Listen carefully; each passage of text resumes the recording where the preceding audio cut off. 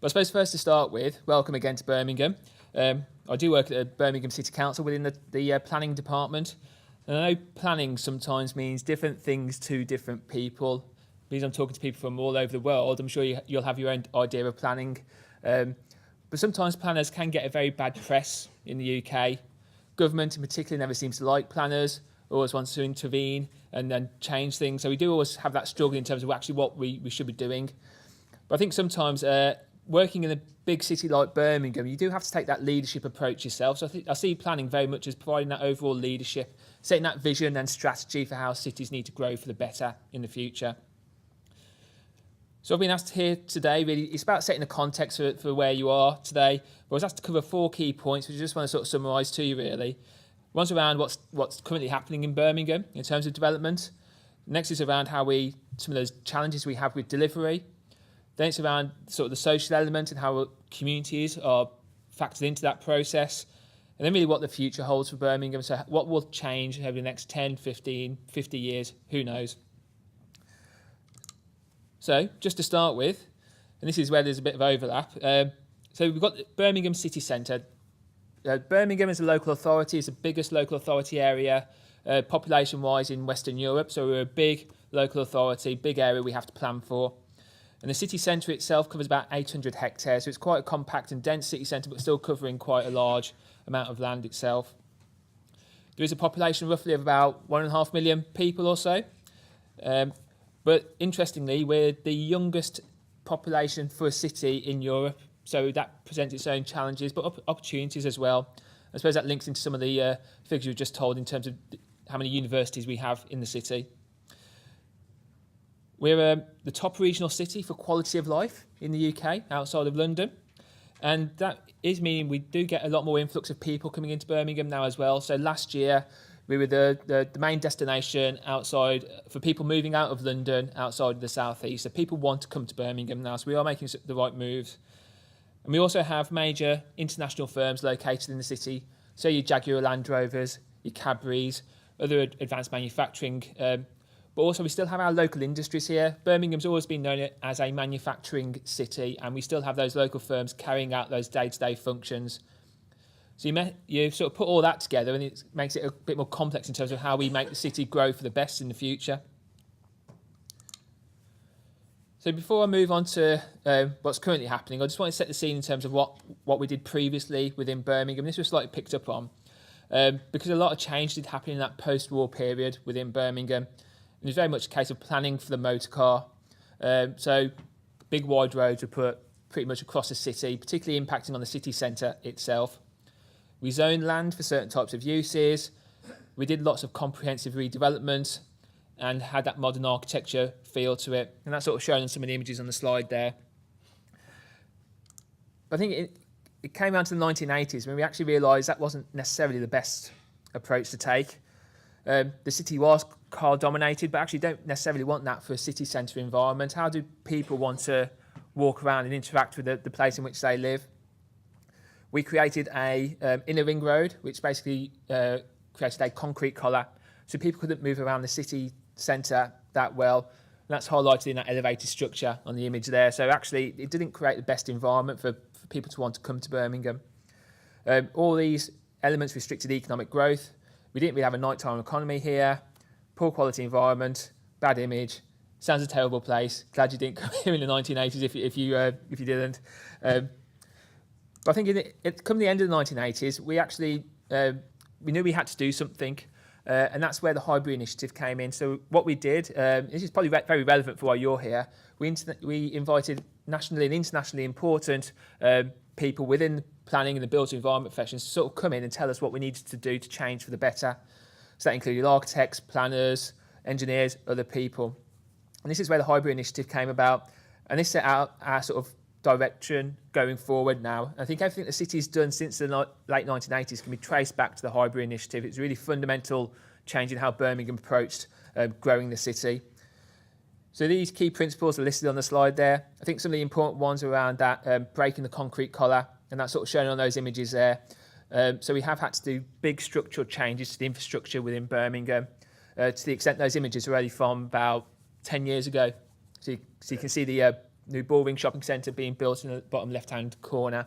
So these big changes are taking a long time to actually come to fruition because they do cost a lot of money, and we have to make sure the environment around it actually works to allow those big changes to happen. But there's also the physical expansion of the city centre. So I think all the quarters and places we have in the city centre now merge together as one rather than being separated out by the road infrastructure. We had to introduce more mixed uses within the city centre itself, but overall we had to provide that overall leadership for what the city needed to be like. And that wasn't just by ourselves, that was working in partnership with other professionals, academics, etc. And this actually helped deliver a lot in Birmingham over that time frame. Just quickly taking you through those images. We've got the Broad Street area on the left-hand side. So that stretches from Centenary Square, where we lowered a road and put a footbridge across to improve that pedestrian connectivity within Birmingham, as well as delivering the NIA, the Symphony Hall, and everything else in that area. Then we actually had the Brindley Place development on the bottom left-hand side, which sounds like you're going to be going out to see, but that's that redevelopment around that canal side area where all the redundant buildings were previously in the late 80s. Then on the right-hand side, we've got the Bullring shopping centre itself, major new retail growth within the city centre, offering a better quality and diversity of uses within Birmingham. Then it was also a case of introducing city centre living in Birmingham. That image there is actually of social housing, but it could be very much market housing delivered within the city centre itself. So very much around that quality of image and perception, really. So that's a little bit about the past of Birmingham. I suppose now it's about a case of looking forward and what's going to happen in the future and what plans we're currently putting in place. I think it's fair to say we've got some big challenges coming forward in Birmingham over the next 15 years. We've got a further increase in population of 150,000. So that's quite a big number. That's more than 10% of our current population. Bearing in mind that since 2004, we've already grown by that amount. So we're a growing population. And that's going to lead to a need for a large number of new homes, about 89,000 or so, although that figure seems to keep increasing and increasing. And numbers of new jobs to support the communities. Importantly, though, we're at the centre of the high-speed rail network that the government's proposing, which I'll come on to later. And we've also got our growth sector. So Birmingham is well known, like I said, for its manufacturing, but it's not just about that. We're also experts in other fields as well, in terms of life sciences, creative industries, and the business, professional and financial services as well. So actually, how do we play to our strengths and grow the city sustainably? So what we're currently doing is we're setting our strategic planning framework for Birmingham, and that's in the document called the Birmingham Development Plan. And this really sets the policies and our strategy for how the city needs to grow in the future. And these are just some of the high-level figures we're actually trying to achieve within that plan. Now, the first one, hopefully you're all paying attention to the last slide, the 51,100 new homes, you can tell, doesn't actually meet the need for the number of new homes we need within the city. But that's all the land we can actually release for housing in Birmingham. So we've really got to work with our neighbours in terms of whether they can help take some of that housing need and build more homes in their locations. But then there'll also be further growth in retail, office development. And I suppose more importantly, we're actually looking to release a green belt within Birmingham. And that's really to help tackle that housing need we've got within the city, as well as make sure we've got enough land for employment uses. And really, we've had to do that because we're not going to be in a good negotiating position with our neighbours if we're not shown to be doing the maximum that we can actually do, really. And that wasn't just a case of doing what we thought was best. We had to involve a number of stakeholders to make sure we picked the best or the poorest quality greenbelt land to release for development in the future. But I'll come back onto that later. So, what is our growth strategy? It's very much a case of growing the city centre. Birmingham is an international city centre, so it's got to be growing and constantly changing, as all the best cities in the world do. At the same time, we've identified a number of growth areas throughout Birmingham. And these are mainly shown on the red blobs on the diagram. Sorry for using technical language. Blob looks like that on the screen, really. And they're really where some of our growth and that transformational element of development needs to happen. So that's where you'll see major regeneration in those parts of Birmingham. And that covers both housing growth, excuse me, growth around our centres, and make sure there's land for employment uses. But it's not just about those numbers, it's about creating that quality of place.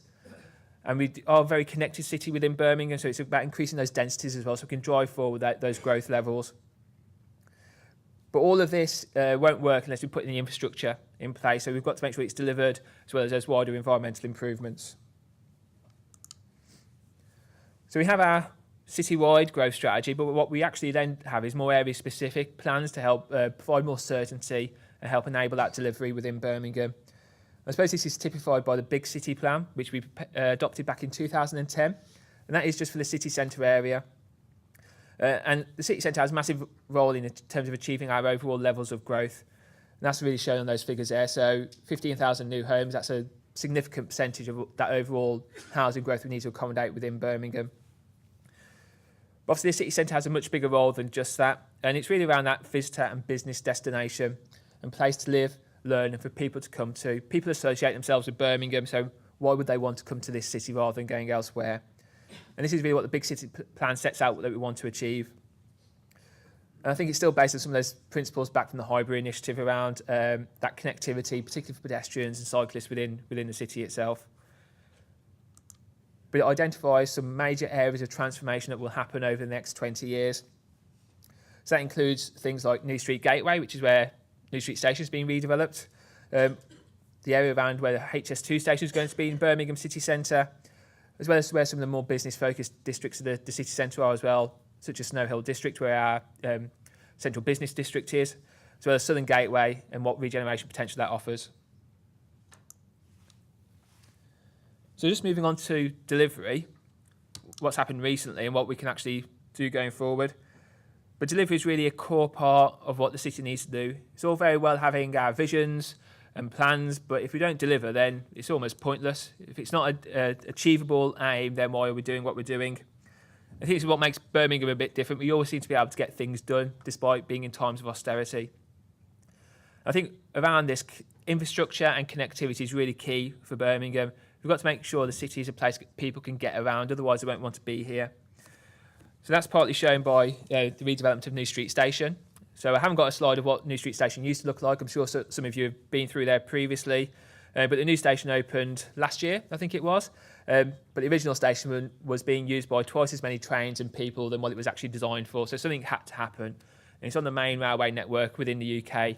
So there's £600 million of investment into New Street Station to make it that gateway into Birmingham itself. We are an international city, we need to be seen that way, and we need to have those connections. It's not just about the trains, we are developing our metro and public transport networks.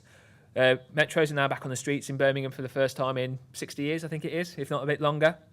So they now connect Snow Hill Station with Birmingham New Street Station. Then there's plans to further extend this out to Centenary Square, out to the HS2 station, over into East Birmingham as well. It's also around that walking and cycling ability for people to get around the city centre itself, to the extent where in 2012 we opened Eastside City Park, which is the park shown on the screen there, and that was the first park within Birmingham for city centre for over 130 years, and that's helped to regenerate that east side part of Birmingham.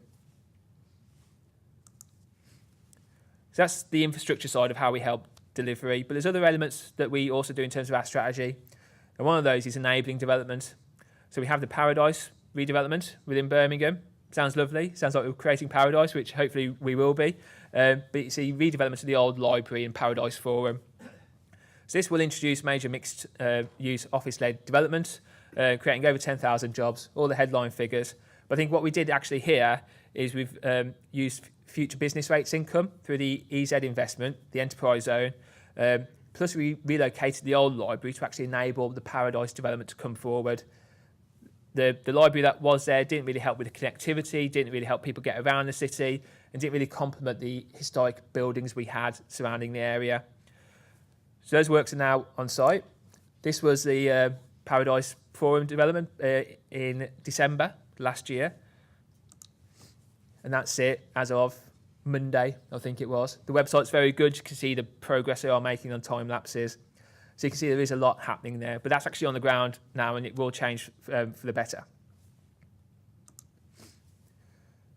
Other parts of our strategy include helping to remediate land, and this is shown in the Life Sciences campus in Selly Oak that's being developed.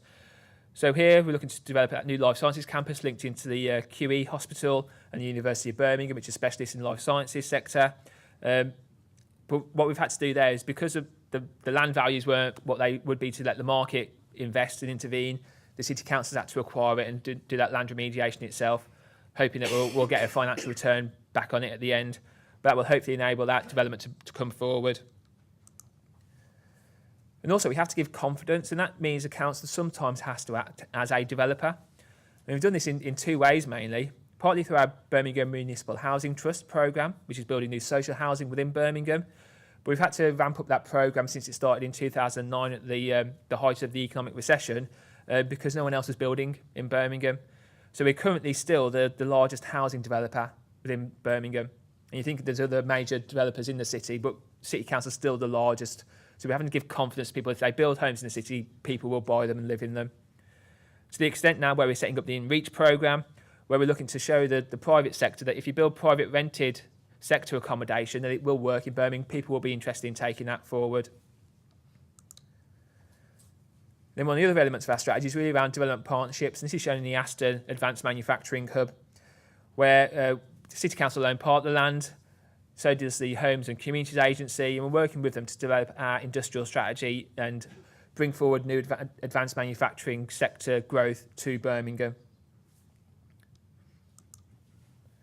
And just speaking of that working in partnerships, because this links then into how the communities are really engaged within this, and we have to involve communities in the plans we prepare, really. It's a core part of planning for me. It's part of the evidence base we collect to make sure we're developing the right strategy. And that's not just communities, it's all the other stakeholders that have a part in the built environment, from politicians, developers, as well as the end users, really. So there's a wide range of people we have to involve in this process. But obviously, people have different interests and operate in different ways. So I just wanted to talk a little bit about the Greenbelt release. Now, we know this is a very sensitive topic for people. Generally speaking, Greenbelt's almost seen as sacrosanct, but we've got to make sure we're developing the best strategy for the city. So whilst we are looking to develop on the Greenbelt, we are looking to deliver exemplar sustainable development, particularly on the Langley site for new homes. Make sure that's all supported by the infrastructure it's needed. Infrastructure is a key part for communities. Sometimes they don't always want development in their area if the infrastructure is not going to be there. But as well as making sure it's that quality of place, make sure the green corridors within that. And then with Pedimore, similar approach, and we've got a big shortage of employment land within the city, and it will create new jobs. So despite trying to phrase it in that positive way, I'm sure you can guess what the community's general reaction is to releasing land out the Greenbelt. Lots of objection, in essence. So we're still fighting that at the moment in terms of trying to get the best solution for the city.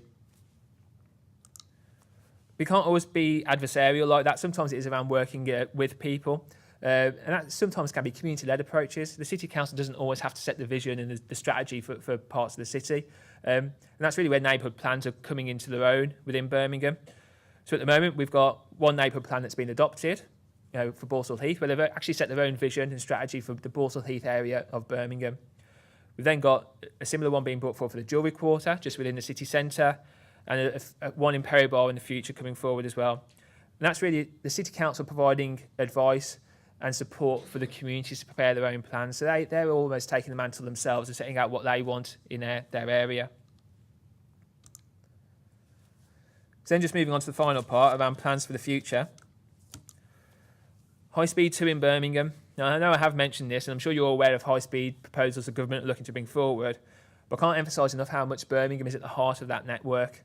And not just physically, because it's on the train network itself, it's part of phase 1, so it will be delivered early. But we actually have the construction headquarters based in Birmingham. We have one of the colleges under construction at the moment as well. And we'll have a rolling stock depot. So actually we've got a core role to make sure High Speed 2 operates in the future as well. Construction starts on the line hopefully in 2018, if not a little bit beforehand, and services should start in 2026.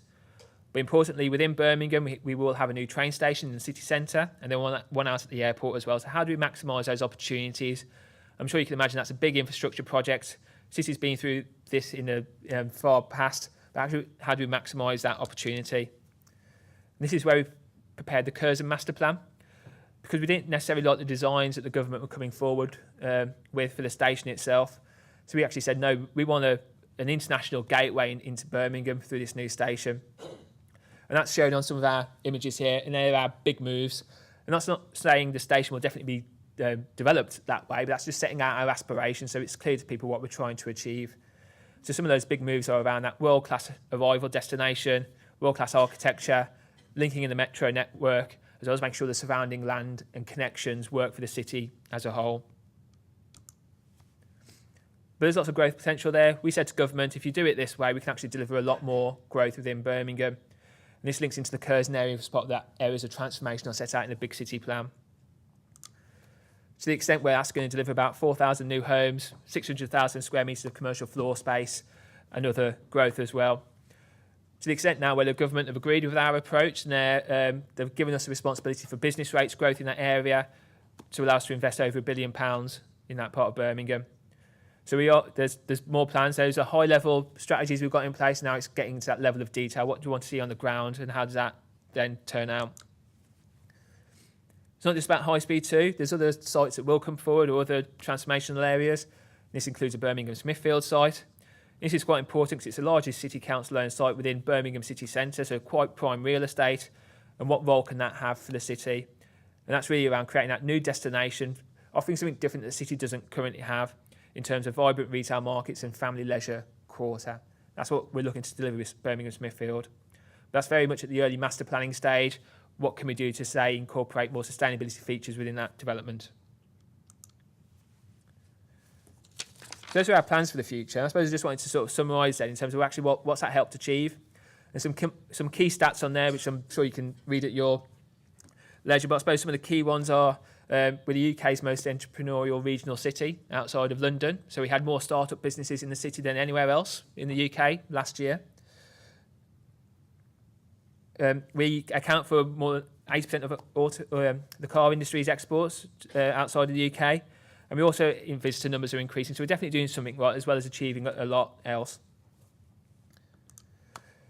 To the extent where businesses are choosing Birmingham as a destination now. And there's lots of companies on there, which I'm sure you've never heard of before in some cases. But I think some of the key ones for me are HSBC chose Birmingham as the location for one of their new headquarters within the UK. Could have gone anywhere, chose Birmingham. And then John Lewis as well. So I think we're the only regional city now outside of London that has a John Lewis, Selfridges and Harvey Nichols as well. So people are picking Birmingham as a destination.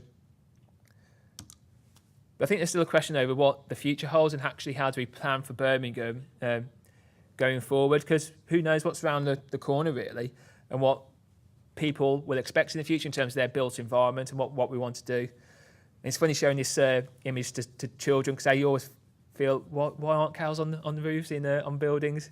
If that's the best way and the most efficient use of land we've got, then maybe that is part of the solution really. But I think to summarise, what the City Council has tried to do is really support sustainable growth within Birmingham in the appropriate ways, given the growth with challenges we've got to accommodate really. And some of that's partly around giving that overall leadership.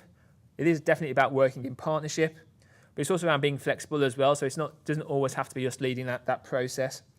I think we very much focus on delivery, particularly around infrastructure, making sure we know what's needed in key parts of Birmingham. I think it's really about putting places for people first, given the mistakes we've made in the past in terms of putting places for cars at the heart of how we plan the city. So hopefully we've done that fundamental change. I think Birmingham now is very much in the crest of a wave in terms of its reputation. People do now associate Birmingham positively rather than negatively. But I think importantly, hopefully showing in this presentation, Birmingham's created that wave itself, because I don't think anyone else would have done that for us. So that's me finished. Thank you.